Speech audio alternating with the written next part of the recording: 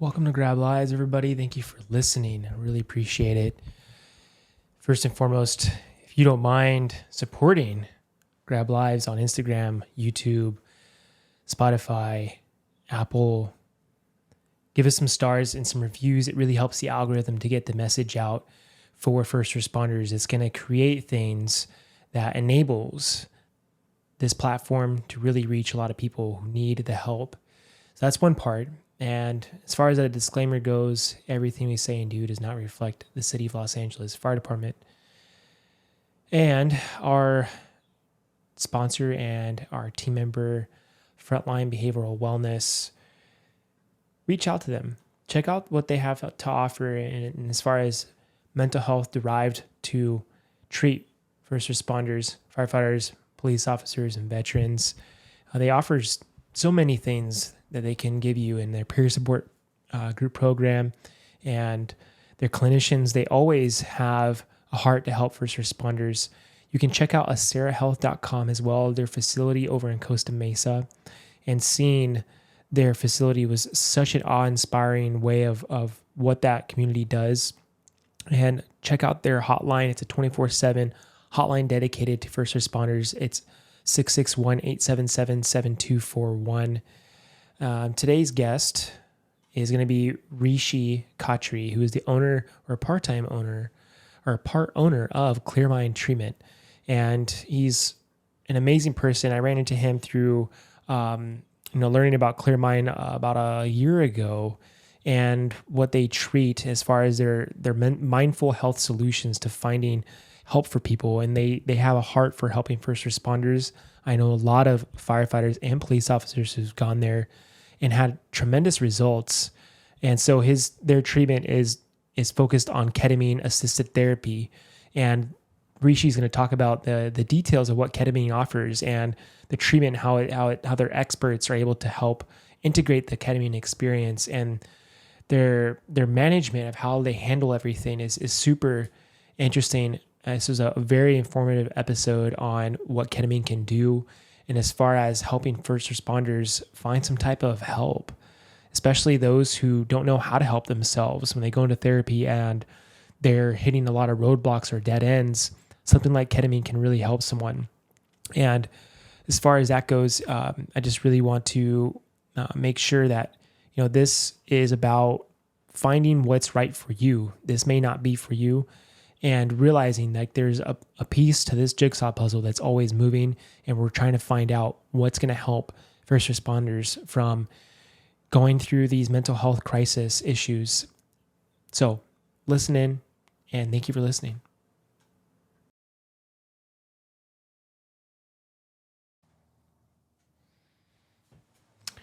All right, so getting started, and with our guest today, it's going to be Rishi Kahtri, who is a part-time owner of Clear Mind Treatment. Clear Mind's, it's a treatment center for ketamine-assisted therapy, and they do TMS, which is transcranial magnetic stimulation. Is that correct? That's exactly correct.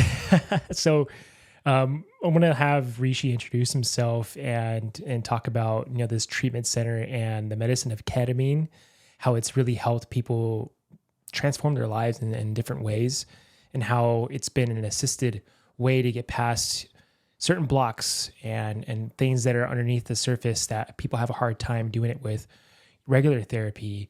And as an alternative means, it's able to bring things through a mindful effort with integration process as well, with the specialists that Clear Mind offers, along with group therapy and individual therapy and other mindful practices that they have provided.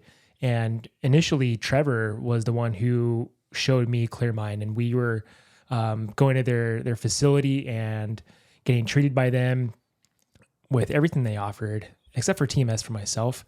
I can go a little bit into that later down the road on this episode, but thank you, Rishi, for showing up, brother. Yeah, no, thanks, Jonathan, for having me here. Yeah, so I am a part owner of Clear Mind, a 50% owner, and I'm also the administrator of the program. And so we've been doing this for going on 6 years now. I can't believe how much time flies.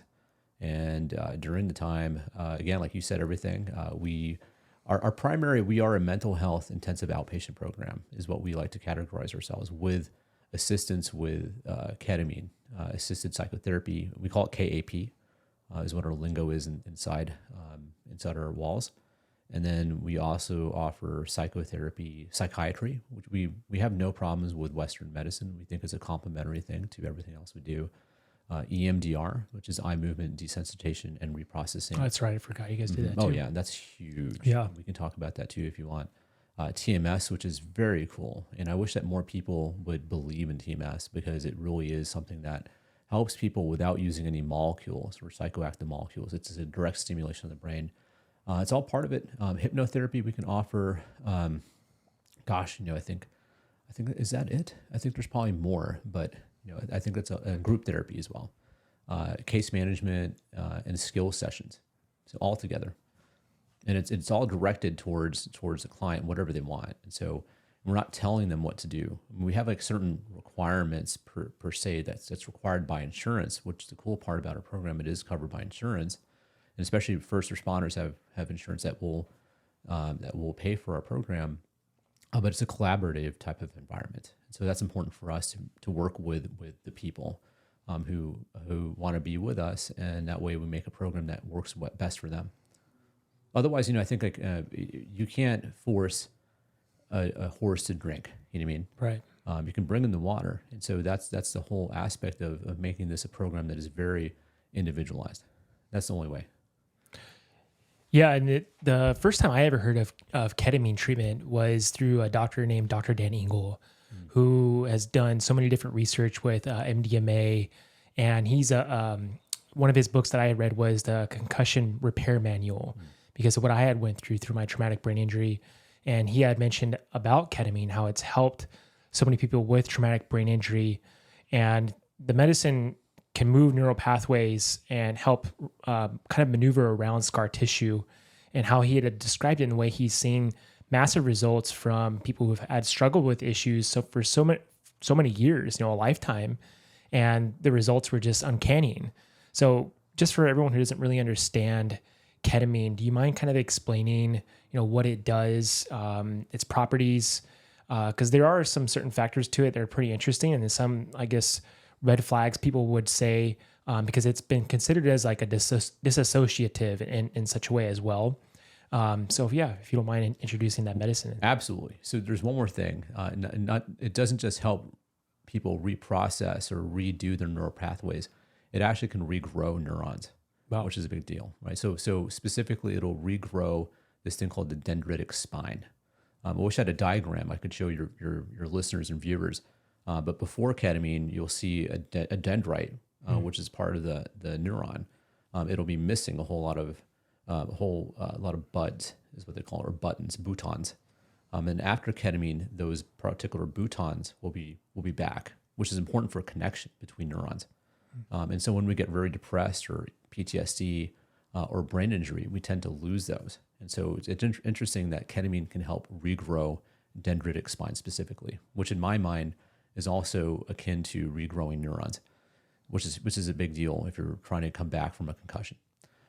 Some very interesting aspects. So for the longest time, I always thought that ketamine was going to be a placeholder for psilocybin, for instance, which is if everyone probably knows what magic mushrooms are, right? It's something that can help you get the visions, to go into a psychedelic state. I always thought that. I was like, all right, one day when California or Oregon or Colorado they're going to make that legal, and then ketamine is going to go out.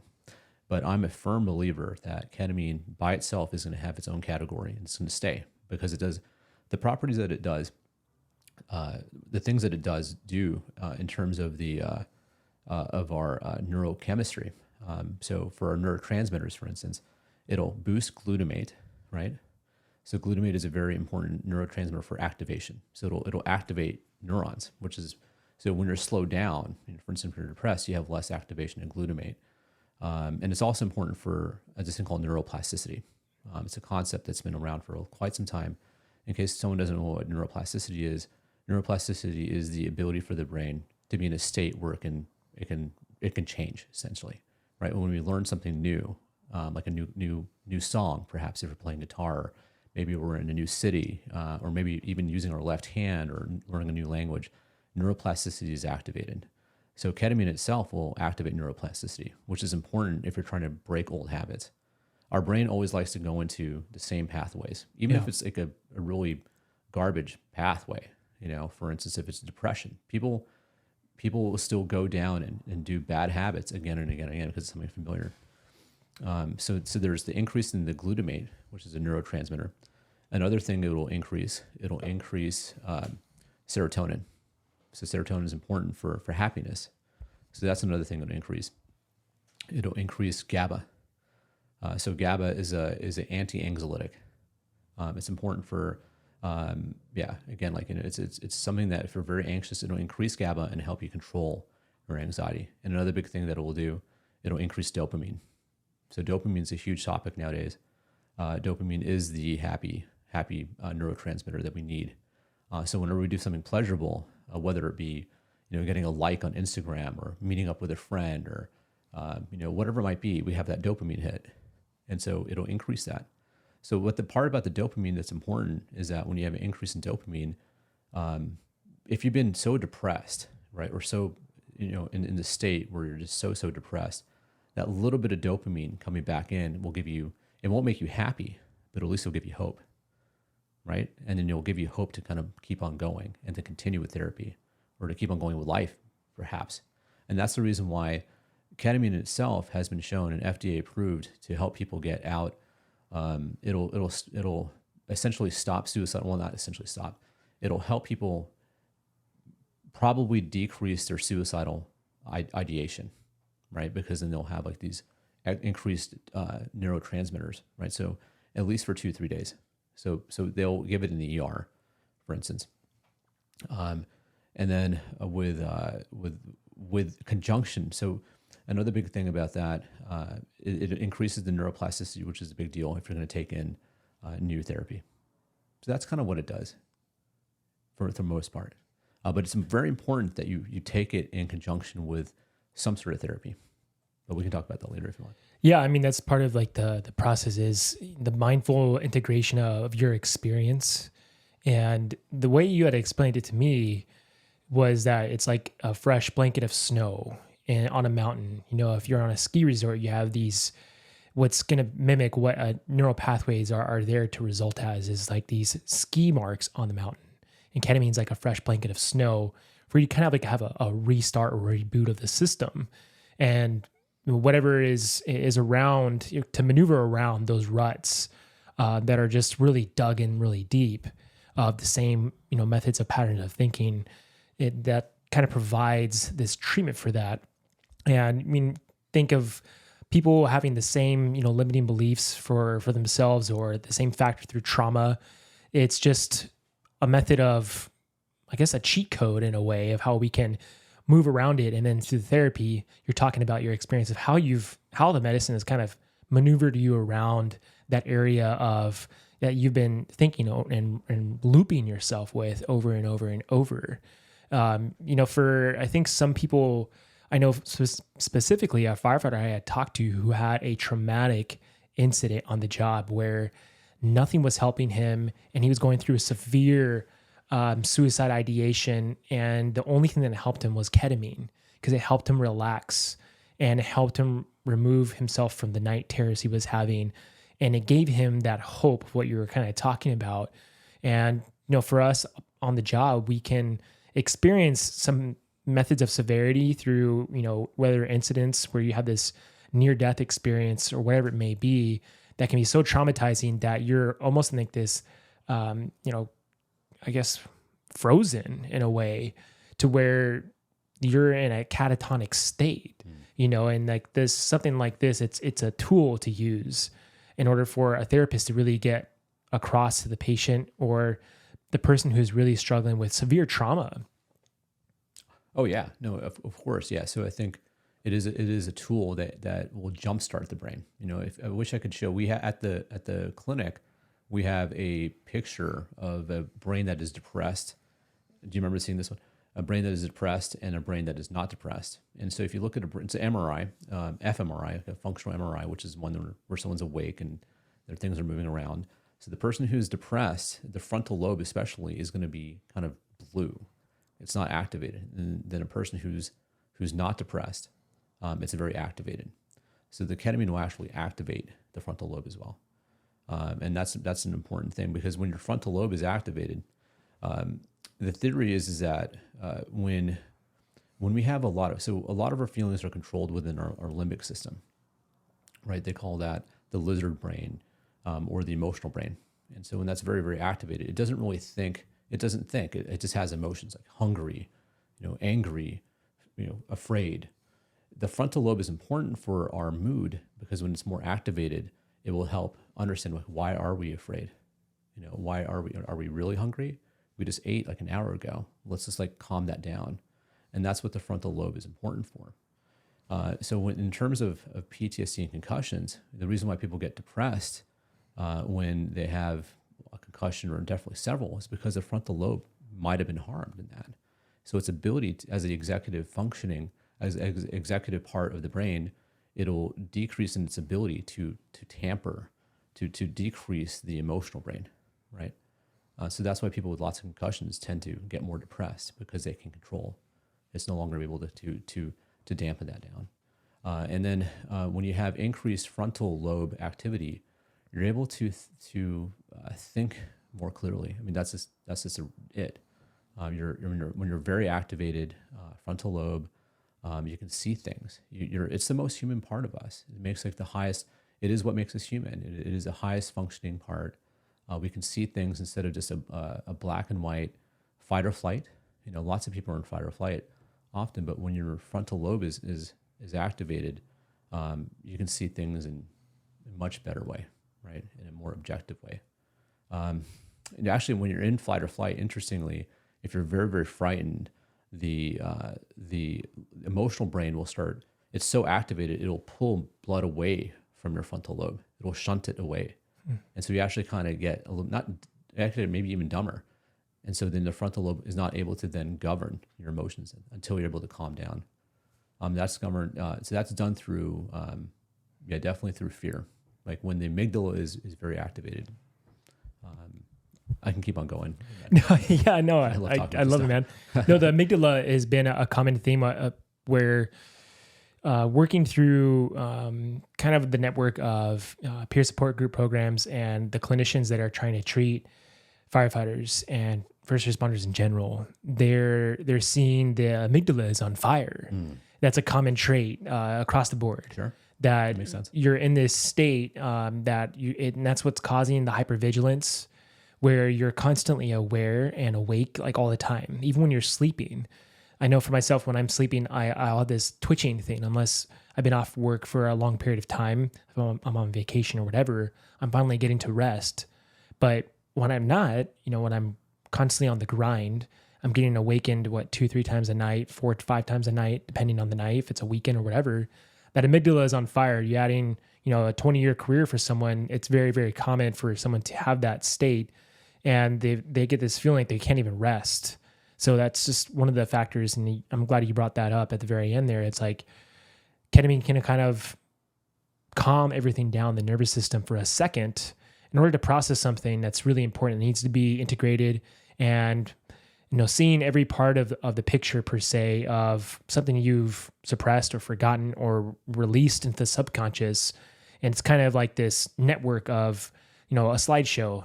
Let's take a look at everything you've suppressed for a second here, so we can, bring it to the surface. And then when you're going through your integration phase with the therapist, you're going to be able to talk about it, whatever came up. And you're like, man, I didn't understand or realize that came up during that incident, and this is how I truly felt about it. It's just like this way of giving yourself a second chance. And in that process, you finally get to relax, which is what we truly are seeking, is like this middle ground or this neutrality point for us to find some type of way to, feel normal again, which is really hard to put in a grand scheme of things. Well, you hit it.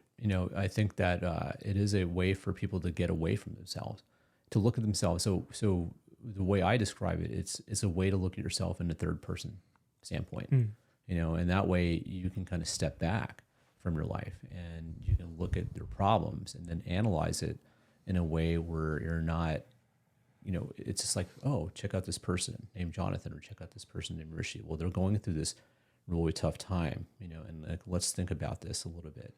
And then it's a separation. So the dissociative aspect of it, it's not necessarily a bad thing, right? So the dissociation, it is a pseudo psychedelic experience as well. It's not like the same. So when most people think of psychedelic experiences, they're thinking of visuals. Maybe there's trailers if you have your hand here, or maybe the walls are breathing, or maybe just things seem to be just different. Colors are more vibrant, whatever. So that's kind of where they maybe literally see things, that are not there in the room. This is not that so much. You'll go into more of an introspective type of way. For the most part, it just depends how much you take. You could take a massive dosage. I have a friend who works in healthcare, and then he called me up one day. I won't tell him his name, but he calls me up. He goes, "Rishi, are you guys giving ketamine at home for people?" I'm like, well, sometimes it's depending on like if they're qualified to do it. He goes, "Really?" Because I just took some from, I can't remember what company it was, maybe Mind Bloom or some other company, and I took 300 milligrams at home, and I'm like, brother, like, are you kidding me? He goes, let me just tell you, I'm a psychonaut. I've done this enough. I've done everything. And this is as powerful that you can ever do. And I'm like, bro, like, did you look at the instructions? Did someone tell you, like, you're not supposed to, that's probably for a whole week that you just did in one session.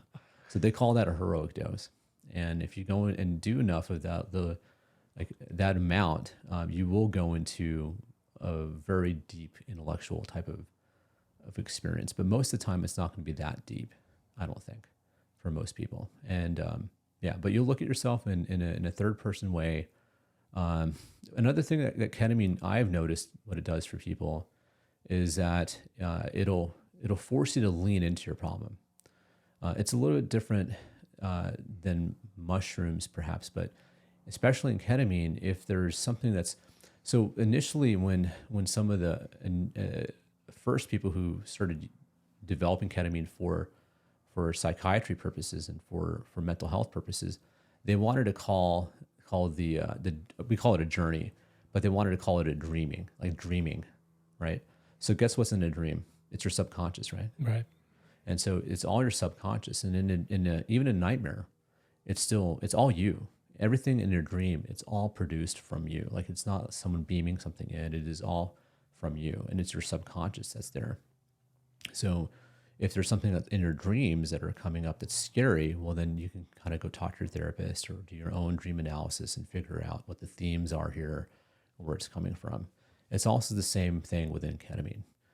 It will almost if you try to run away from something, like let's say like there's a literal monster that you're seeing or visualizing in your session, and you try to run away from it.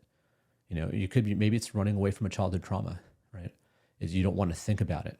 You don't want to think about a hurt that happened, or maybe a very embarrassing thing that happened, and you just don't want to think about it. You're trying to run away, metaphorically from it. It'll just kind of get bigger.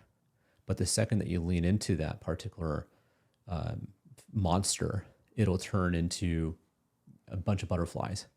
It'll turn into like a beautiful field, and all of a sudden you're in it, and you're dealing with it, and you're almost processing it. So that's something that's very interesting what ketamine will do. Yeah, it's the only way out is through. That's just how it works. It just manifests that way because it wants you to face it, whatever is going on in our silly minds. Our minds do things to us, and after a while, you start seeing it's humorous rather than fearful.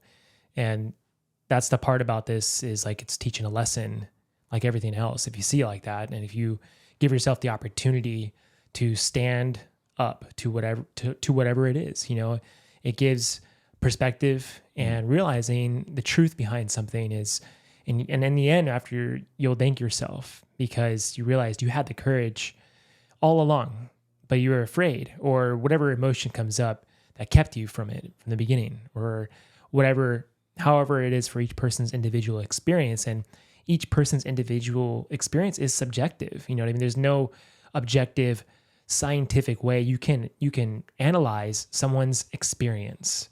And that's one of the things too, is like we're in this age of science where we have to analyze everything to this minute detail to quantify it, when each person is more powerful than that. And we have to recognize that there are things beyond the five senses that are really valuable to manifest beyond and to gratify the superhuman nature of which we are. And something like ketamine can give someone that experience to finally believe in themselves again and really be able to see themselves. And that's kind of like a part of behavioral health, is you have to see yourself and bring some of like the fundamental values in who you are in order for you to step forward past the trauma, past the negative belief systems, past all these things, and to have these different tools. And we're revolutionizing things right now with how we're treating trauma, and especially with who we're treating right now, which is first responders, who we're talking about, because that's one part too, is like this disassociative factors that I was a victim of, disassociating myself. And I was doing that for myself. And for something to be a disassociative to help someone who disassociates is such a paradox in itself. But it's also funny how disassociating in your regular life is not the same as going through a disassociative state that's going to help you to where you can process something and be able to feel like you have a bit of freedom or liberation from whatever it is you need to work through. Aside from that, I think the other thing I was kind of interested in was always the TMS. I never did it, but I'm super fascinated about, what is TMS and how it's been able to treat, how the treatment is derived, and et cetera. Oh, it's so cool. I'm glad you brought that up. I love this. I love science. I love anything, especially with the brain and helping someone's mood and perspective. So TMS. So I mentioned before the illustration of a person who's like on an fMRI, where a person who's very depressed. It's going to be his frontal lobe especially is going to be very, very blue, right? It's not activated. And then if you look at someone who's not depressed, it's going to be activated. So literally TMS, it's transcranial magnetic stimulation, and it is a direct stimulation on the part of the brain, which is the dorsal, which is up, lateral, prefrontal cortex. So up in this to the left over here. So that part of the brain, the dorsal lateral prefrontal cortex, the DLPFC, they have found through lots of studies that if you're able to stimulate it using magnetic beams over a period of a couple weeks, it'll just stay on. It'll stay activated. And that's just it. It's a pretty simple premise.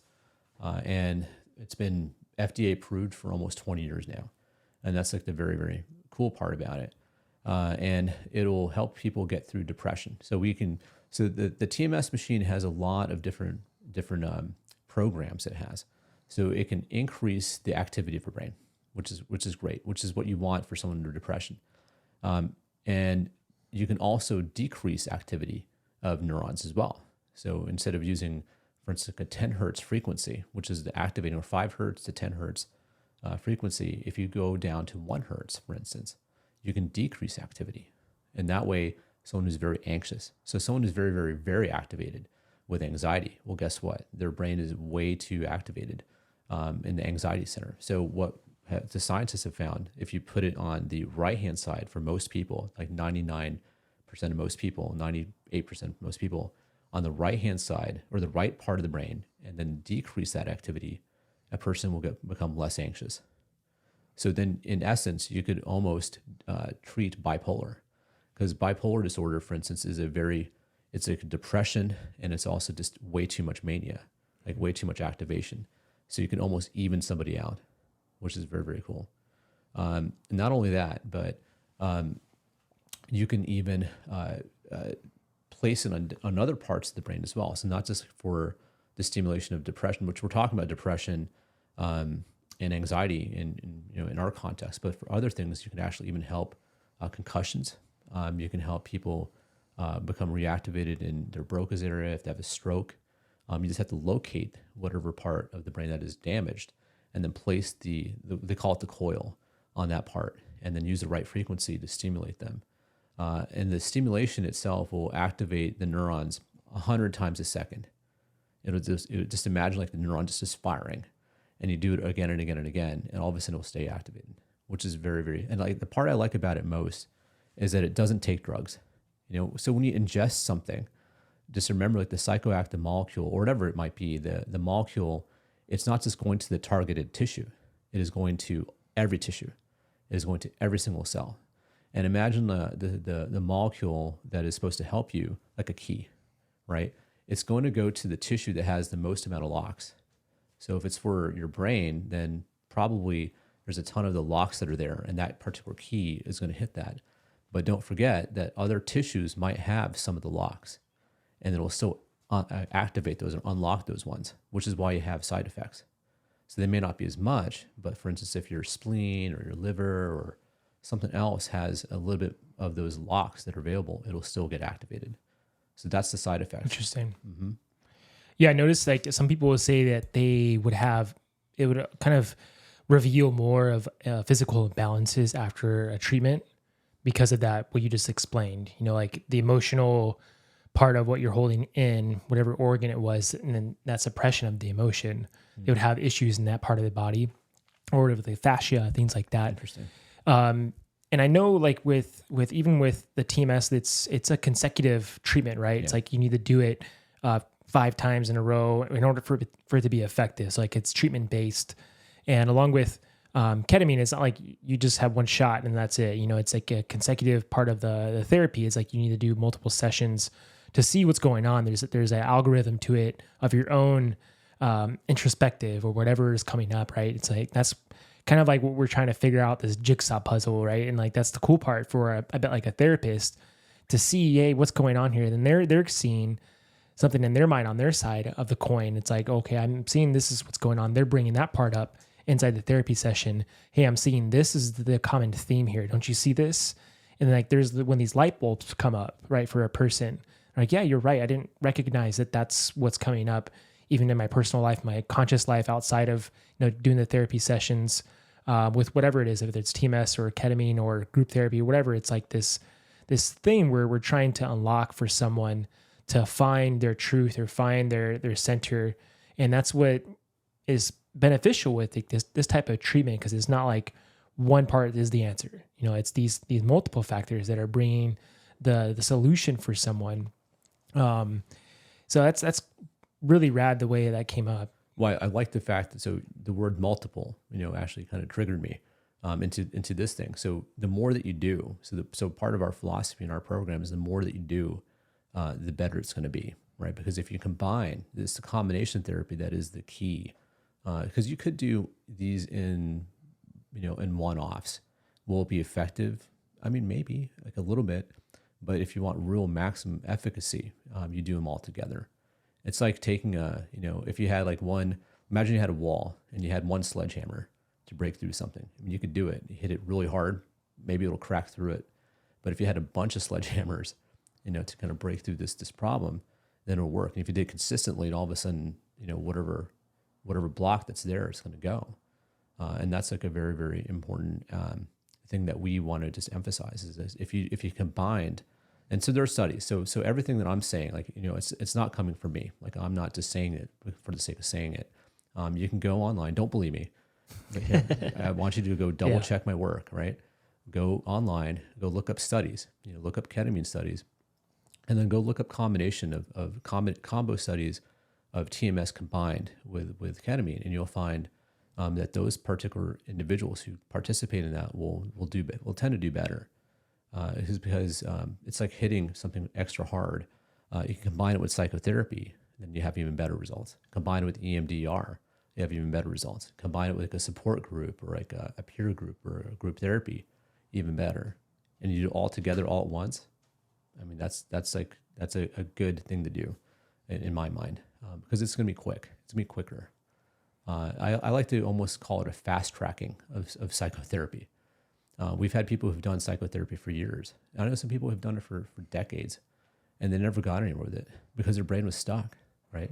So using the combination therapy, it's unstucking their brain to allow the programming to set in. The fact that this is kind of an off thing to say, but we as humans are extremely special. Like we are the most complicated things in the known universe. Like we don't know where there's any other life. In the life, if there is life on Mars, it's going to be, like an amoeba, maybe. Or, you know what I mean? For sure. I guess it's life technically. It might be a virus, but it's not a human. It's not a conscious thing. So as far as I'm concerned, we are the most complicated and wonderful things. Even a star, even the biggest stars, even the biggest black holes, whatever in the universe, like they're not thinking. And so for us, part of when we are able to then fully activate someone and to get them into full consciousness, to be fully aware, of this life that we have. I mean, that's what it's all about. To really to enjoy, and that's the way to do it. It's just to get fully activated, fully functional. And going back to what I said about us being the most complicated things in the universe, we're like supercomputers. Think about like all the AI shit that we have that you're hearing on the news. Like Chat GPT. We have Google AI. We have like Facebook AI and whatever, right? They still can barely even function. Like it's like, and we have 8 billion of us. Take one human brain is equal, to all these AI systems, and we're spending trillions of dollars on that stuff, right? And then here we are, just 8 billion supercomputers. So if we're able to get the hardware or the wetware, that we have in between our ears fully activated, and then allow it to be reprogrammed, then all of a sudden, our experience would be completely different of our life. Yeah, I love the way you put that.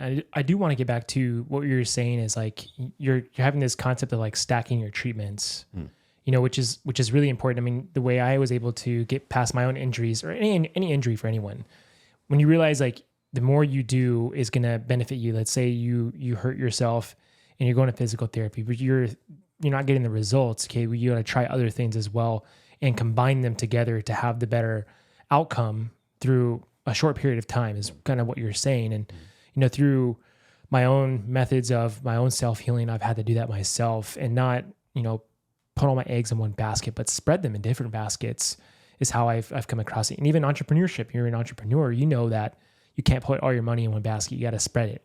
And the way you do that, that's the best way to become an entrepreneur. You got to do multiple things.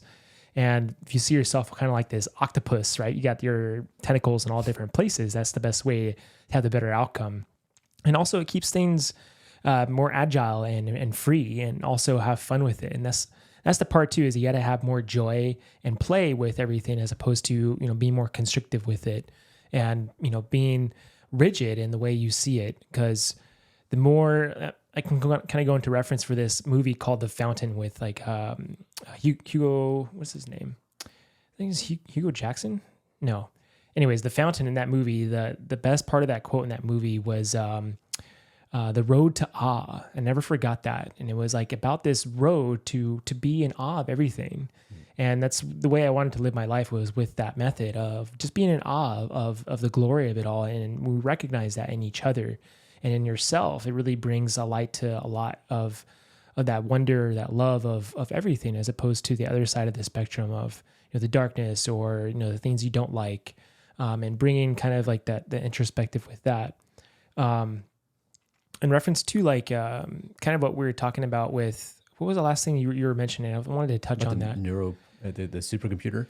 Yeah, we are computers. Where do you think we got the idea of computers? It's if you look at like the way things are wired in our bodies, it looks like a hard drive of a computer. It's like we're getting these methods from us. We are already these organic computers, and if you see it like that, then you're going to realize, okay, well, how do you want to do certain things on a computer? There's a program to it or an application to it. It's the same thing of how you want to bring new things into your system. And it allows this idea of, okay, well, if there's a program in there, I got to go straight into the program and then remove that program if I don't like it, and then replace it with something else. And that's so interesting the way it works like that, how fascinating and intelligent we are. And using some of these through psychotherapy and being able to kind of rewire the brain around a certain way of thinking is just super fascinating to me, how it brings that awe aspect to who we are and the essence of the human spirit. Well, I mean, like, oh my gosh, yeah. I love the analogy of the supercomputer and us reprogramming and getting better. You know, someone said to me that, Rishi, you're in the business of expansion. I'm like, what do you mean? He goes, well, you're expanding people's minds. You're expanding your own mind. You're expanding their experience. You're expanding their emotional capability. You're expanding their connection with people. You're expanding their knowledge of the world, of themselves. And people, just imagine a person. So for me, an ideal situation for a human being who's fully awake, who wants to be awake, is imagine like you're just soaring, right? Imagine a blue sky, right? And you're soaring up into the heavens, higher and higher and higher, and you're just taking in more stuff, and you're seeing more stuff, and you're learning, and you're getting more agile, and you're getting more emotionally aware, and you're becoming happier perhaps, or at least like having a greater understanding. And this particular expansion of yourself, it just never ends. It's a sky that's always blue. It's a sky, you'll never reach the limit, because there is no limit on a human, you know, and that's like what we do. And so when you limit your own life, right, you limit your own experiences, you limit who your friends are, you limit the thoughts that you have, all of a sudden you're constricting yourself, not just in a thought pattern, but almost in a literal way, because your brain will also, it doesn't constrict physically, but the neural connections, your pathways constrict. It'll become less, right? And so the key to any of our happiness is to always keep on expanding, to keep on learning, right? And so we are kind of in the expansion business. We all should be in our own expansion business.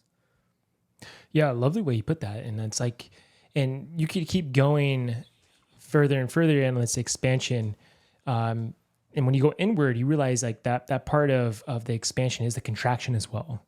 You know, I think Ram Dass's teachings is one of my favorite teachers, because he talks about the expansion and the contraction.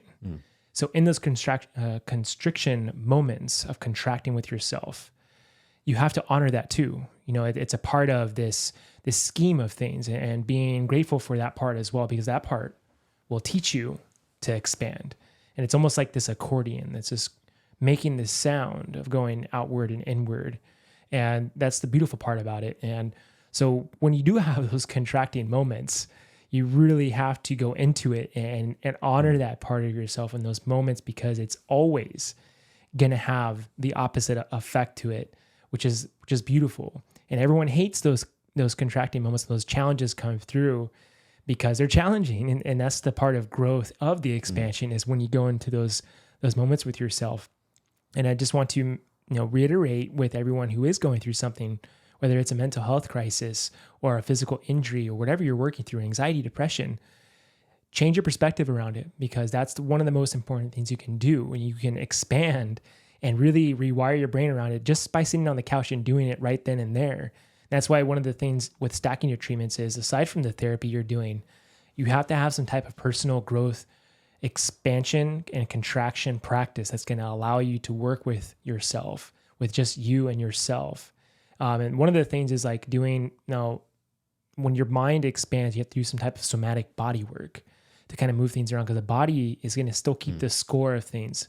Even though you've gone and had these awe-inspiring moments with yourself through therapy and things like that, your body's still going to hold on to things, and it's going to take time for that to kind of manifest and kind of link up with whatever you came across through those, awe moments, or those those light bulb moments with yourself. You really have to learn about the somatic work. And that's why keep moving your body and exercising and huge. Those things, and yoga and those things like that too. And it's going to help the nervous system as well. There's also the vasculature too, right? So the better oxygenated your brain is, the better you can think, like literally, so why people who stop working out, they tend to slow down, in even thinking, in cogitation. I think having a strong workout, not strong, I don't want to put it like that, a workout regimen. That sounds terrible, but like, just keep on moving, right? Keep on getting oxygen to the brain. Keep on working out, because that studies actually shown that a good workout regimen is as effective as Prozac in terms of antidepressant. For sure. And that is the truth. You just go work out once a day, or go work out 2 times a day if you want, and you'll stay probably even keel. I know, like when I miss my workouts, I can feel it. It's important for me to actually go out there and go work out. But the combination, stack it. I like that term, stack it all together. The more that you do, the better outcome you'll have. Yeah, man. I think for firefighters, that's what keeps us going is the movement, but sometimes like it's the overactivity that's getting to us. So the nervous system dysregulation that's really getting us. I know I talked to another firefighter who did ketamine treatment where he checked his cortisol levels that were like through the roof through hypervigilance and overactivity of his nervous system, and ketamine brought it down. I think like 95%. Which was really, really fascinating because he was so his body was shutting down on him because his nervous system was so overactive. And I think he was a firefighter for almost 20 years. So he was having so many different physical things that were wrong with him, but ketamine was the only thing that helped him start to regulate his system. So that's the part where we're finding we have to start learning about vagus nerve stimulation. And being able to kind of do the opposite of what's being stimulated here and having that counterbalance to not be doing something all the time and being okay with that. And that's one of the hardest things to do for someone who's always moving is having to finally rest and recover. And when you're working out, you have to recover or you're going to have injury. That's just the way it works. But you're not going to let the body, get back because the actual workout isn't the thing. It's the workout's the stimulation for the muscle to grow, right? So unless you're doing a sport practicing, so if you're working out to get stronger, just remember like your bicep curl isn't making you stronger. It is just making the stimulation. So when you go back and go rest and eat properly and allow the muscle to recover, and that's like when you get stronger. So that's a thing I have to remind myself as well. With everything that a firefighter goes through, I think. So I was going to mention. I mentioned before we started talking. Like I kind of have one of my feelings about firefighters is that the schedule is awful, and I think that really hangs a lot of people up in terms of getting. So if you're on, because we've worked with enough of you guys to know that your schedules are all over the place. It's never consistent. It's like a 72-hour shift, which doesn't make any sense to me. You mean like you just sleep like whenever you can? You sleep like in a car seat, for like 5 minutes, or just catch like this or that for 72 hours. A human is not made for that. You're made to sleep for ideally 7 to 8 hours, and then you recover. Because the recovery through sleep is extremely important for the brain to get back to normal. Because that's what sleep is for. It's to help maybe a brain process memories, but it's also to clean out. So you know what sleep does, right? I know enough about sleep to where it does so many positive things for you. You're not going to have too many negative things with sleep unless you're oversleeping. Sure. But I don't really know, I can't come across anything scientifically to really tell you right now top of my head. Yeah. So part of what sleep does, it helps, first of all, the body, slow down, right? So then you're able to then let the body then heal. It helps with processing of memories. So for instance, if you were to study something and then not sleep at night, and then you probably wouldn't have a good memory of that. That's why sleep, doing an overnighter, it's maybe effective for that one exam that you did, but you'll probably forget the knowledge at some point in the near future because you never integrated it. So it's important for the hippocampus. So sleep allows the hippocampus to then fully get that memory in. And the most leading theories say that sleep is important to allow the brain to remove the toxins that get built. I wouldn't say toxins. It's like the refuse, or it's like the byproducts of thinking. Because the brain is the most energy hungry organ of the body, right? It takes up, some would estimate 30 to 40% of all of our energy goes to our brain, which makes sense if you look at supercomputers and how energy hungry they are. And so there's a lot of waste product that happens. And then so that somehow that has to get cleaned. That's through sleep. So it happens at sleep. And so if you're not sleeping, that waste product is still floating around in your CSF, like cerebral spinal fluid, and this is going to cause you issues in terms of thinking. That's why you can't think, because it's not the CSF isn't as clean, and so that's why it's important to get sleep. Which is so when I looked at our firefighters, when they came into our program, I mean, they were all over the place in terms of like, they couldn't, another inconsistency in scheduling therapy. You know, we do our best to accommodate you guys for 100%. Like we'll make sure that you have like your case management or your individual session and also your ketamine session. But gosh, you know, having consistency would be great. You know, that'd be wonderful. I wish that could happen for our firefighters and also other first responders too. Like we've had a number of police officers as well. Like your shifts, I mean, I wish that there was a way to not be on 72-hour shifts, 40 hours, fine, you know, 48 hours on. That's what doctors do, doctors and nurses. You know, they go 48 hours on and they know what their schedule is going to be like, and they're able to kind of at least do some fun stuff before they get back onto shift. But 72 hours is so much. I mean, guys work more than that. I mean, some people know they have to provide for their family, so they work extra overtime days. And so, you know, I know some people who work, you know, all month, and some people who live out of state, they will work 2 weeks straight in order to be back at home for a month, or however they want to, you know, play it out. And that's kind of like the good and bad, the pros and cons to it is that you choose your schedule in a way. If you want to, you would deal with trades or whatever you want. And the amount of time we do get off is pretty consistent if we want to play it out that way. But it's up to you. And if you're going to start overcompensating with yourself, you're trying to pay for these extra toys that you want, and you want to work that extra overtime, you're doing it to yourself. You're kind of making your own bed in a way. There's a quote from the Dalai Lama. I'll read to you. Let's get it real quick. I can find it. And that was one of the things too. Like we started talking before, because we were talking about your name, Rishi. Yeah. And I was talking to you about the Buddha, how the Buddha was a Rishi. He was a forest sage, what a Rishi has been referred to as. That was like our beginning of our conversation. That's right. He is a sage. Yeah. So this quote from the Dalai Lama. Let me get it real quick here. Very interesting. Yeah, I don't mean to be for any dead silence here. No, you're good, dude. Okay. The Dalai Lama, when asked what surprised him most about humanity, answered, "Man, because he sacrifices his health in order to make money. Then he sacrifices money to recuperate his health. And then he's so anxious about the future that he does not enjoy the present. And the result being that he does not live in the present. Or the future. He lives as if he's never going to die and then dies having never really lived." I mean, it's a trap, right? That's what we're stuck in right now, is this trap of entrapment of always wanting more.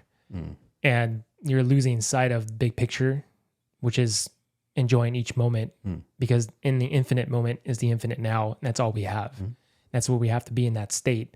And that we were talking about before, like, I think we were just climbing this ladder of human consciousness, you know, not even talking about therapy. And I think we were talking about how like the Buddhahood it's a frequency you're to obtain. It's not like some other person that people are, you know, looking to strive to be. It is within you. It is dormant within. It's up to you to unlock that state of enlightenment, which is, it takes a process, but you can get there yourself. And that's kind of like the whole point of the Buddhahood, you know. And I think we were talking about that forest sage is what the Rishi was, and having 7 years of being alone on this stage of reaching enlightenment is what the Buddha reached. And at the very end, he gave up and surrendered to himself, and that's when he reached enlightenment in that forest. You know, so Rishi actually is they're one of the people who made the Vedas, right? And the hymns and all those things too. Well, the hymns and the Vedas themselves, and somehow they were able to get activated from some sort of other space from above. So they were able to write and describe all these like wonderful things. For me, this is like a side caveat, but like they knew about vibration like 3,000, 4,000, 5,000 years ago. You know what I mean? And we're just now getting into the vibration within the atom. You know, we know that vibration is almost everything inside like our known universe, but they knew that 5,000 years ago. They knew about meditation 5,000 years ago. How? Where did that knowledge come from? I still don't understand. Like how did they know? I have my theories on it, but I mean, Sanskrit, the language itself, is a vibrational language. That's why in some of the mantras, they're specifically put together with certain words because there's a vibrational frequency of what you're aligning to when you're saying a mantra over and over and over and over and over. And if you ever get a chance to say some of the mantras, if you ever go into a deep meditation, you go into a serious trance after you're doing some of the mantras. It's designed that way because of the vibration. You're carrying the meridians in your mouth that travels all the way up and down the spinal cord and carries information that is, you don't even need to speak Sanskrit in order to obtain that place of trance or tranquility with yourself. Or the transcendental meditation. Right. I mean, that's specific. So some would even say that if you were to do the right meditations, you can get rid of past karma, which I find very interesting because that's so the samskaras, all just patterns that we've developed. They're the samskaras of our mind, the samskaras of our life. Samskara means pattern in Sanskrit, just in case someone else out there doesn't know what it means. But we're all just pattern. We're pattern after pattern after pattern after pattern, from the deepest pattern, from like our genetics are patterns. If you want to look at it like that, and then when we're born, we're immediately, impacted and transcribed upon by our circumstance, straight out of the womb. Actually, even before that, within our womb, we're having patterns. We're having our stimulation and whatever food that's being given to us. And then of course, like once we're programmed from a very early age, those patterns are the most difficult ones to get rid of.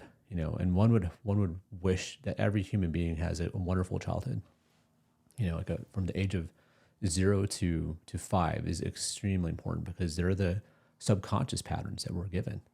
And it's just there's some estimates that say that 40% of all of our adult problems come from childhood.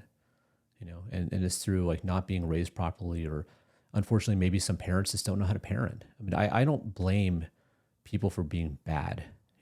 But they just don't know what they're doing. They themselves are unconscious, and then that unconsciousness and that behavior just gets put into the next child. And that child grows up to be an adult, and then maybe that adult then has children, and they're unconscious of what they're doing. And so this pattern keeps on flowing forward, until it's broken. So we can break it just by being aware. And that's very difficult. And I act like I'm sitting here like, with this wonderful mic in front of me and I'm pontificating about what Rishi means. Who knows how awake I actually am. Maybe I'm just mimicking things, I don't know. I would hope to think I'm a little bit less asleep. I won't say I'm awake. I'm a little less asleep than maybe some. Yeah. And I mean, all you have to do is to learn how to be aware and conscious is to watch yourself. Every day when you wake up in the morning, just be aware of your thoughts for a second, your moods, the way things shift inside of you each day. That is bringing the awareness with yourself and just being pretty, watching it with a bit of humor, because if you get caught up in it, that's a trap in itself too. And that's what happens day by day is we get entrapped with something or a trigger or a reaction to something. Just watch yourself and play with it for a second and realize that how funny is it that I am responding to something that this other person has no idea of what I'm internalizing right now. And it's just, your awareness will grow from there to realizing, okay, wow, I really have to do some work on myself. And there's some patterns and if you look into the patterns, you'll realize how ingrained some of these things are. And it does go back to childhood. I do pattern work with someone who shows me my patterns by just asking questions. Well, why did you respond that way? Let's go into that. It could be just as simple as the way someone had talked to me and the way I internalized it that in that moment. And we'll go into it and it goes straight to something years ago. And that's the cool part about it. And once I'm done with this conversation, I'm realizing I just cleared it by just recognizing the pattern in itself. And that's the cool part about, a 20-minute conversation about just one pattern, because it really illuminates the awareness of just that, So the greater awareness is realizing that we're all the same. We're not higher than anyone else. We're all equal. And that's when you come to that realization, you really start to learn perspective in how you treat other people, because you're seeing a reflection of someone else in yourself. And so that gives you an identity with you and who you are in your spirit and the way you think, the way you operate, the way you react to things. And I think over time that illumination with yourself gives you a greater standpoint as a leader to help other people to obtain what you've experienced through your own awareness. And I guess, and I'm doing the same thing now. I can't just talk into a mic and just and have this greater than thou idea of myself, but I also make sure that my intention is there. And that's, if my ill intentions are also there, then I have to acknowledge both sides of that coin there as well. And I think there's always this famous quote too. It's like, the road to hell is paved with good intentions. So you could be, having an intention to do something, and in the end, you're causing more harm than good. So sometimes it's better to just let things be for it to clear up. And then we can, meet in the middle ground to discuss whatever it is that you need to kind of tackle or kind of extract or excavate. You know what I mean? It's kind of like a very broad and vague term the way I'm explaining this, but once you start doing this greater awareness with yourself, you kind of understand what I'm talking about. Well, I mean, ketamine can help you do that as well. Yeah. I mean, going back, so I think that a lot of people who may not understand, what that means. How do you become? I mean, everyone can become self-aware. I think that ketamine, I'd even say some psychedelics can help you get to self-awareness, but just don't fall into. So one of the warnings. Not warnings, but one of the things I definitely want people to just to be aware of is that the ketamine is not the answer in all, right? You can't just keep on doing a substance and not to put the work in, but it will help you. You'll go into this state of looking at yourself, and becoming objective and becoming aware perhaps, and not judging. That's another big thing is that ketamine can help you quiet that constant chatter that we have. We always have a voice that's talking to us. What is that voice? It's the ego. It's the egoic voice that's always there. Sometimes it's two voices. Sometimes we have whole conversations with ourselves, and it's judging. I don't know if you've ever just seen. I do this. I mean, this is something I try to not do, which is just say someone's a total horrible person for speeding, or cutting me off. Like I describe like that total crazy person. Are they crazy? I don't know anything about them. Like my interaction with them in this life is literally 5 seconds. Yet I wasted, this precious emotion and then negative emotion on a perfect stranger for what? Like, what did I just do? Like he just passed me on a highway, and so that's part of the awareness. But you can't just do these substances. Even ketamine, even these other ones without putting the work in and becoming aware, like whatever comes up, maybe what we can talk about too is this, the work that is done, the integration, because that's important, because once we become aware of these things that are in us, let's say we know that there's, I don't feel safe because we moved around a whole lot when I was a kid, or maybe this particular person hurt me very, very badly and I forgot about it and I've been acting terribly, because of that. But once you're aware, then you have to work. I'm not saying work with a therapist. Therapy is expensive and not everyone has access to it. But you have to somehow get to that place of understanding, and then getting that pattern out. EMDR, if you want to talk about that, that's an interesting way to work out patterns. Using science and using neuroscience. So EMDR, if you're not aware what it is wonderful for PTSD and trauma work. It's eye movement desensitization reprocessing.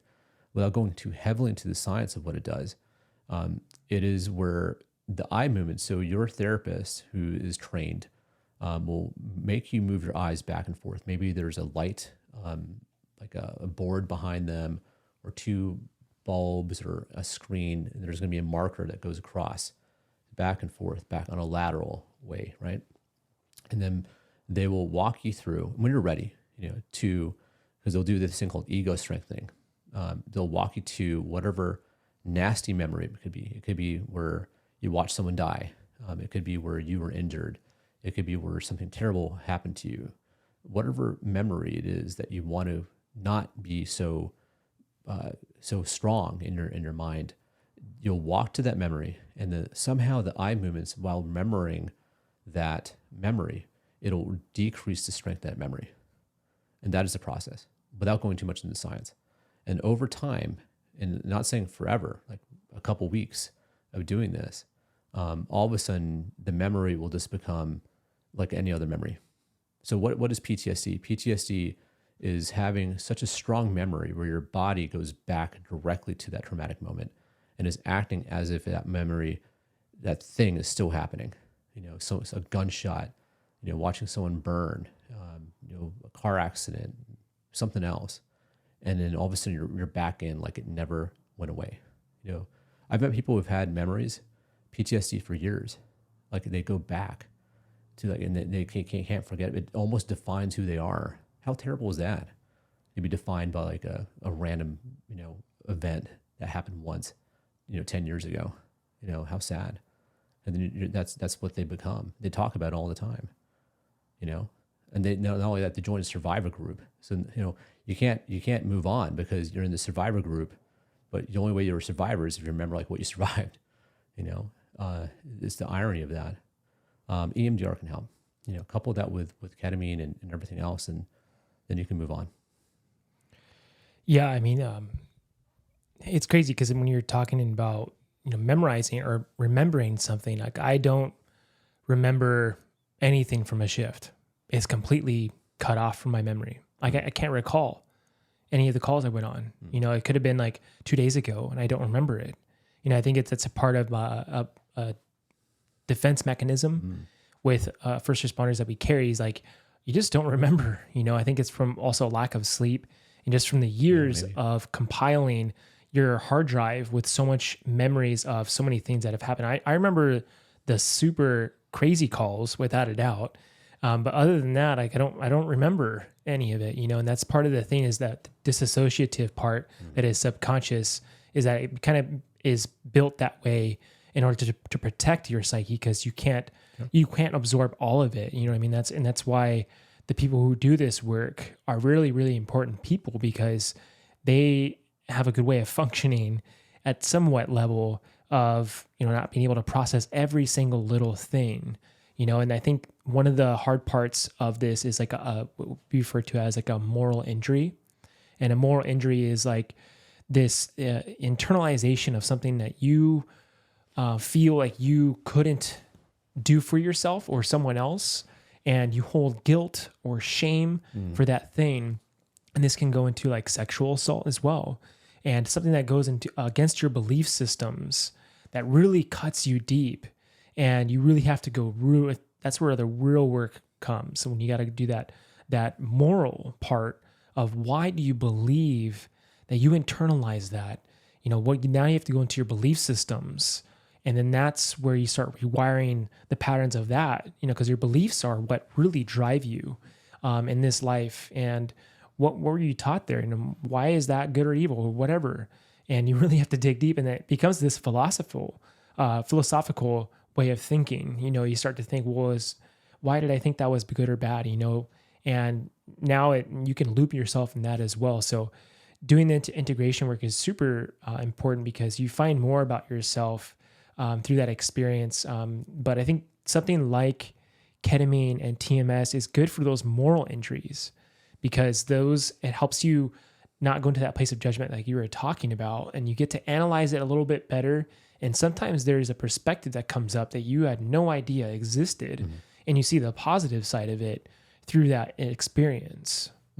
Well, it's the increased connectivity that TMS will do, right? And the increase of and the glutamate that the ketamine will make your neurons have, right? And so it's the increased activity, and that's what gives you insights.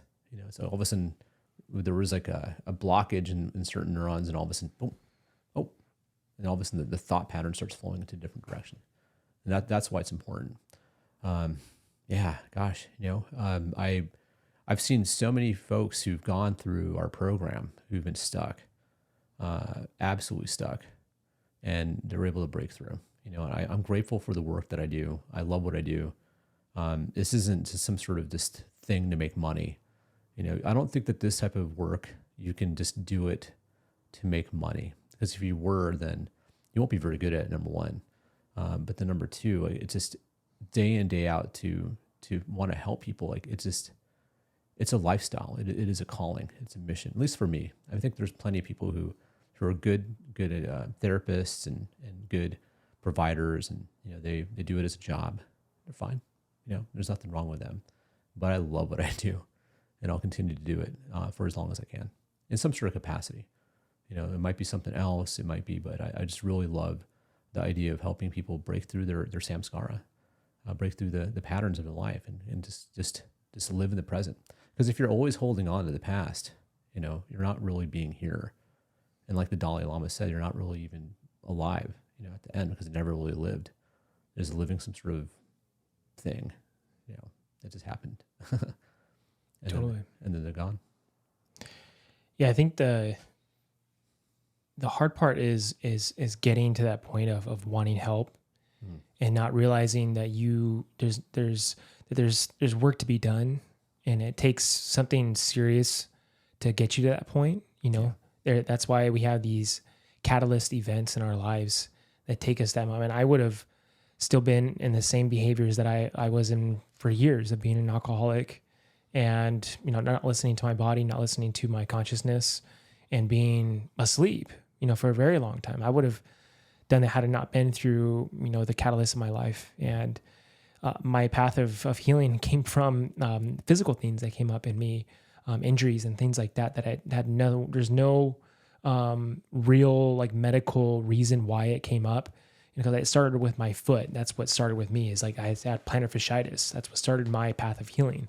And I started studying, okay, what is this? Okay, it's fascia, right? And it ended up being trauma that I was carrying in my body.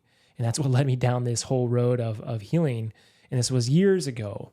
And had it not been some type of physical pain that started me off onto this healing, it all began with my thoughts and the way I held things in emotionally and so on and so forth. So, I think if anyone listens to this, it's have some, it takes courage. Yeah. So what you're talking about, somatic disorder, right? So that's a psychological diagnosis where someone carries it. It's a physical thing that they're feeling, but it came from the psyche first, and they'll have like a physical ailment. Every person who comes to us, or sees a therapist and has that moment where like, I can't do this like this anymore, and they seek help. You are a brave person. You're courageous. You're taking control of your life, instead of just being just thrown in the wind of these emotions that you're going through and these circumstances. To actually take control, just to admit it, that you may need help, it's huge. And I always, like, everyone who comes into our doors, I have massive respect for. You're going to do the work. To willing to do the work, it's huge.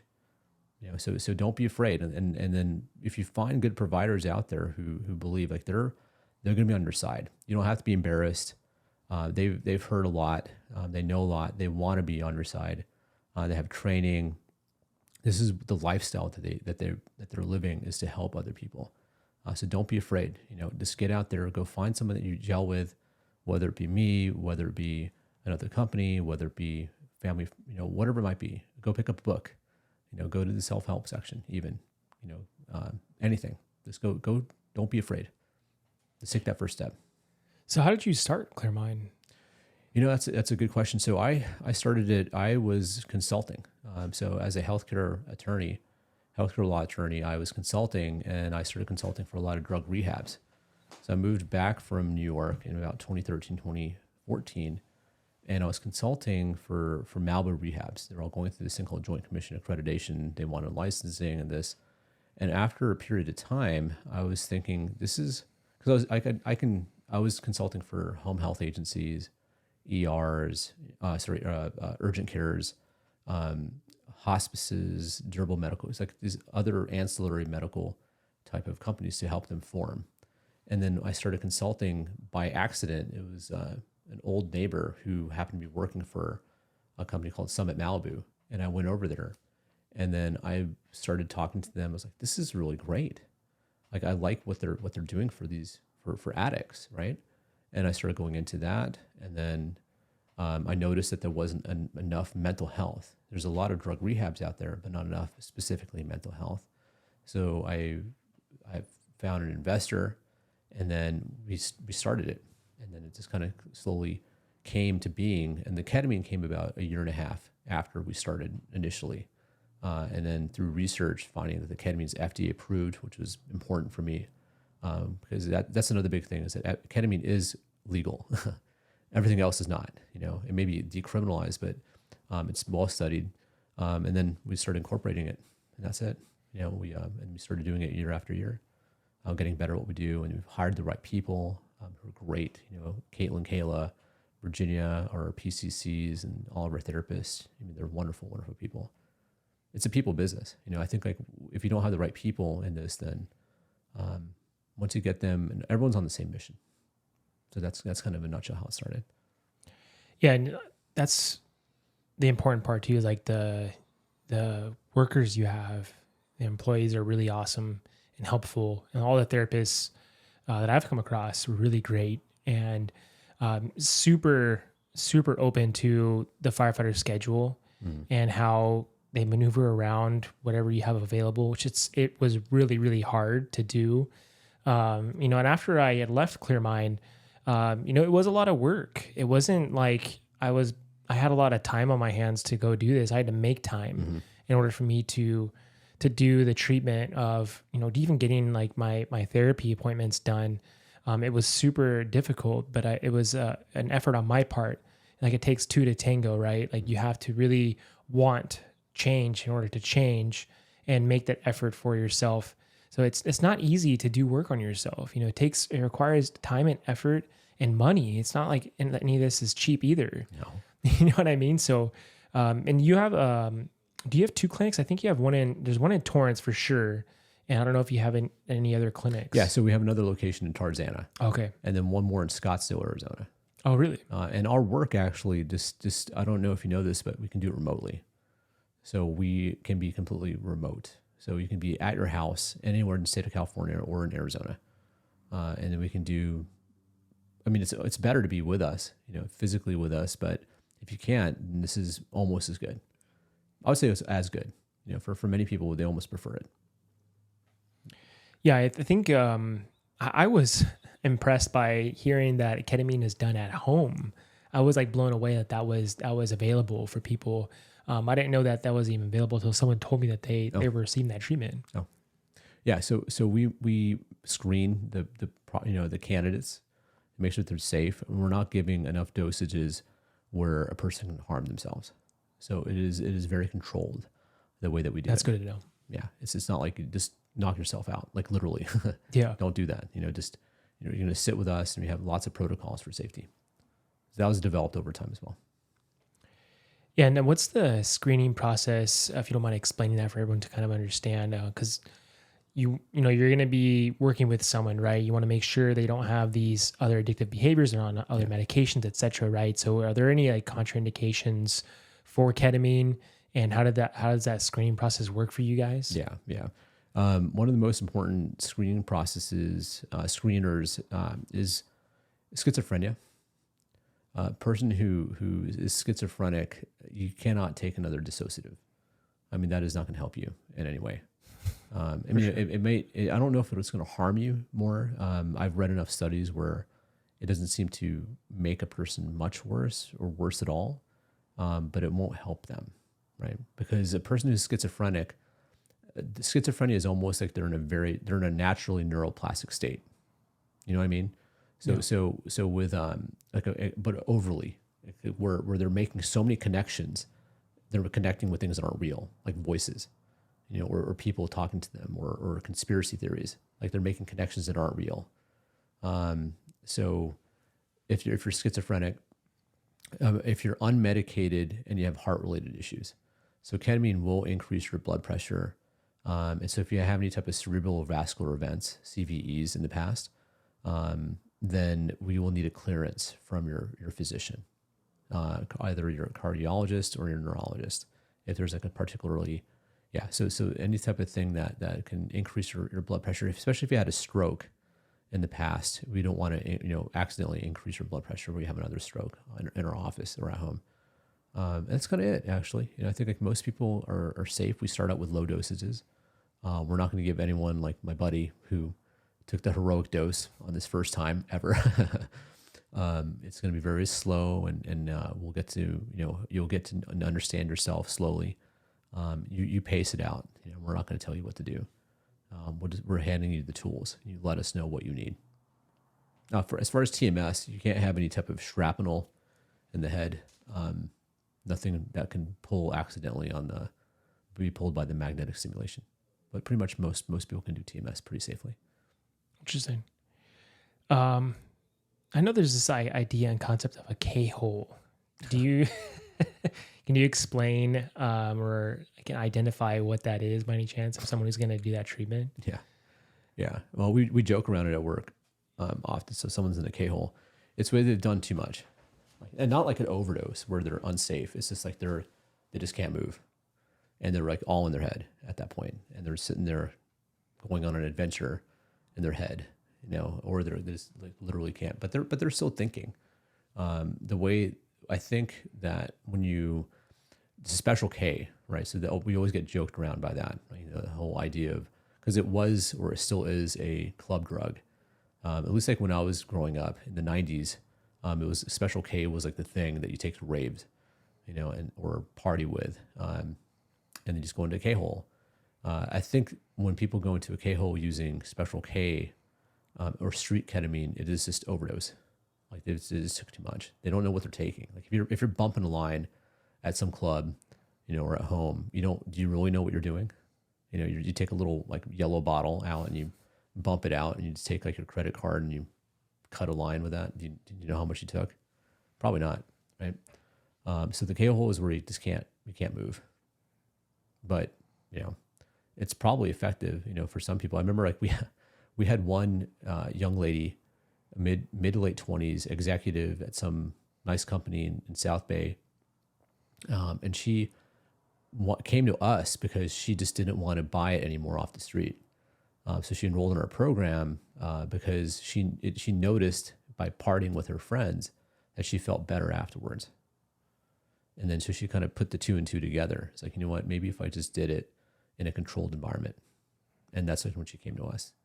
I hope she's doing well. I still remember her very clearly. It was a very funny story about her, why she came to us. That's crazy, man. I know some people will say like the days afterwards, like the week or week and a half afterwards, they feel tremendously at peace post treatment because of the factors that it's also been considered as somewhat of an antidepressant that's been used. It's able to kind of give yourself a sense of feeling just calm and being able to not feel so anxious or whatever is going on. And it gives them that sense for, a period of time afterwards, which is really, really cool and interesting the way it's kind of set that up. Well, because remember, like we talked about the dopamine increase, Right. GABA increase, the serotonin increase, and glutamate increase. So that's what they're feeling, right? So I honestly think that ketamine and possibly spravato, which is a derivative of ketamine, they're the future of psychiatry. There's a lot of people who've taken, and again, like we like Prozac, we like it. We like Wellbutrin, and we like the sertraline, and we like the Celexa and all like that stuff. But sometimes it doesn't work. Most of the time, these psychopharmaceuticals work 60% of the time. So there's a 40% failure rate. That's pretty poor in my book. And so then it's like you're on like a revolving door or carousel of these meds. All of a sudden, like, we'll try this one, we'll try this one, we'll try this one. Ketamine works because it works on a different route than the rest of these do. Because it goes in on the NMDA receptor. So if you just read that, it's a different route altogether. Instead of so if you will, and want to know the history of psychopharmaceuticals, they call it the monoamine hypothesis that started in the 1940s. So the monoamine hypothesis is they thought if you were to put back into the brain a certain neurotransmitter, they just discovered neurotransmitters back then. If you put back into the brain a certain neurotransmitter, a person will become happy, right? And so back then it was, I think one of the first ones is an MAOI inhibitor, monoamine. And then, so that would stop the monoamine from leaving the synapse. Kind of worked. So they had some success. And then they found out about serotonin.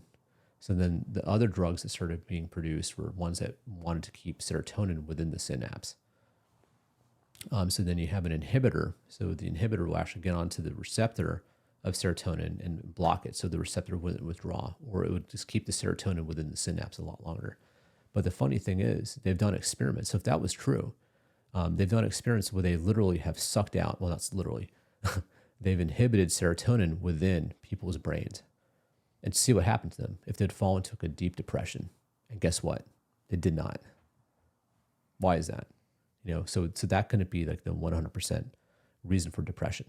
So they kept on going. Well, maybe it's this particular neurotransmitter that's causing depression and this particular neurotransmitter. So ultimately, it's a multifactorial condition, right? So there's not just one thing out there. But what I have found is that ketamine can kind of bypass most of that because it works on other stuff. It increases 4 neurotransmitters. That's great. Is it better than just use it in conjunction with everything, because you can still use it with Prozac. So it doesn't. It's not like it's like a complementary medication. That's really interesting. I don't know you could take Prozac and then go through a ketamine treatment, because I know if you're going to do a psilocybin, it's better not to be on something, and then in order to take any type of other mind altering substance per se, right? And I know if you're going to get off your medication, you can go into serotonin syndrome, which is if you were to increase the serotonin syndromes where you have too much serotonin going on. So if you were to get off, you can go into withdrawal. Yeah, is what would happen. Yeah, puts people in the hospital. Yeah, and people who say like, I can't get off my meds safely because it puts me straight in the hospital. I panic. You have to taper down. Right. Yeah, people like that's the thing about benzos. So a lot of people use these meds as if, I know someone who was on 8 milligrams of benzos for years. Damn. That's a lot, right? Totally. And so this person had to then taper off of 8 milligrams.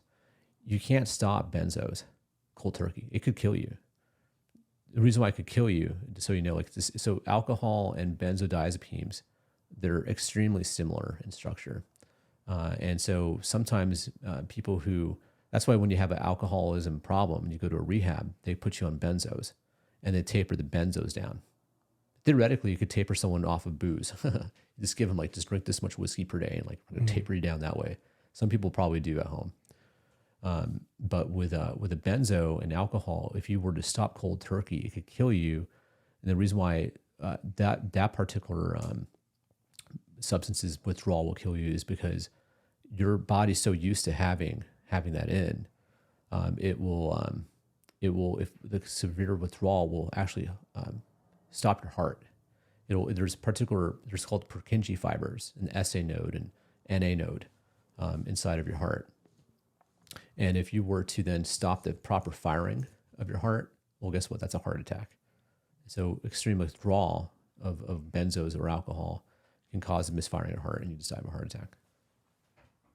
Not everyone. It's crazy. I mean, there's different studies on alcohol and how terrible it is for you. I mean, it's poison. You know what I mean? Like how they've done these MRIs on the brain for different drugs.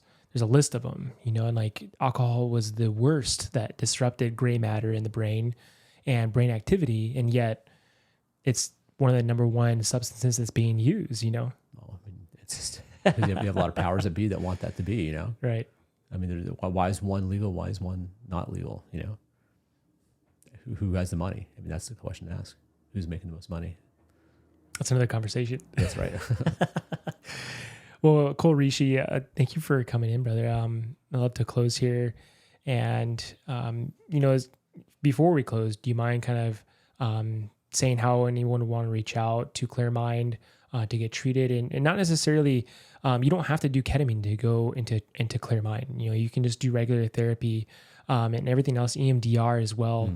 All the things they offer are really, really beneficial, and their team is really awesome to work with. So if you don't mind explaining. That's a great point. So you don't have to do ketamine. So we're not a ketamine program. Yeah. We're a mental health program that happens to utilize ketamine. Just give us a call. You can go to the website. So we're www.clearmindtreatment.com. And our phone number is 310-571-5957. And you can email us at info@clearmindtreatment.com. And you can submit forms actually off the website as well if you want to contact us there. And if you have insurance, we can actually use your insurance benefits as well. Give us a call. We love talking to you. Like, we love this. This is what we want to help you with. And kind of like in the grand spectrum of things, like, what do you think is like the answer, to mental health issues, so on and so forth? The answer? Yeah. Oh gosh, I can't answer that on point because I am just one lowly person who has one mental health clinic in LA. But I would say meditation would be a big, the Dalai Lama once said that if every child were to meditate or learn how to meditate, war would disappear or violence would disappear in one generation. And I think that there's a lot of dysregulation that can be helped with meditation. Through meditation, you can find your answers. You can calm the chatter that's there. There's just so many benefits. I'd love to have I could do a whole episode on just meditation. So maybe meditation is the answer. I totally get that, and that's been one of our main focal points on this podcast and this platform is meditation, because you're having a moment to, like you said, calm that chatter down and reflect on what's most important, and not being lied to by your own self. You know what I mean? That stupid roommate that's sitting in the back of your brain that's constantly bugging you, right? The person that never move out. Right, totally. So thank you so very much, Rishi. I really appreciate your time. I know you're super busy, and I'm super happy you're able to come on here and just talk about everything. So much gratitude, brother. Jonathan, thank you so much. Of course. All right, everyone, I'm going to close up here, and just to reiterate, Frontline Behavioral Wellness, their treatment center, they also offer ketamine treatments as well. I didn't know that until I looked into a little bit later down the road that they were offering that. They also do EMDR and all these other things, but their hotline is to support with their peer support group, and anything else that comes up for you that's dedicated to first responders. Their number is 661-877-7241. And their treatment is for PTSD, any mental health concerns that come up for first responders. They always have a team that's ready to support you. So go ahead and reach out to them. And thank you everyone for listening. Please leave some reviews on YouTube, Spotify, and Apple. It really helps our algorithm to get the message across to anyone who needs help. So thank you, everybody. Thank you for listening.